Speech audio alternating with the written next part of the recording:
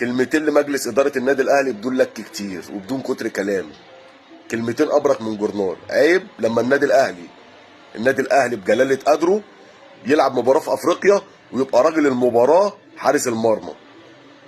طبعا كلنا فاهمين كوره وانتوا فاهمين انا قصدي ايه. عيب عليكم يا كابتن يا محمود يا خطيب، يا كابتن سعد عبد الحفيظ، انت ووليد صلاح الدين وكل القائمين على الكوره.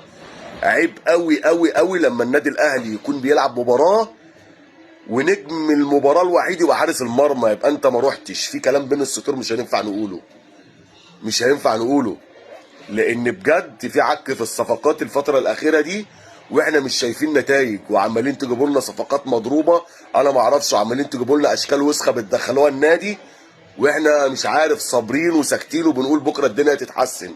سهل عبد الحفيظ هيجي يعدل الدنيا واحنا مش شايفين اي حاجه. بصراحه ربنا الدنيا في النازل، النادي الاهلي مستواه في النازل على الدغري. فعيب يا جماعه، انتوا وصلتونا لدرجه وحشه، بقينا شكلنا وحش. عيب لما النادي الاهلي يبقى نجم المباراه حارس المرمى. يا جدعان عيب على اسم وتاريخ وكيان النادي الاهلي اللي احنا بننتمي ليه. بجد يا جماعه كفايه حرق الدم، ويا ريت تصلحوا الاوضاع اللي انتوا عاملينها دي علشان شكلنا بقى وحش. سلام.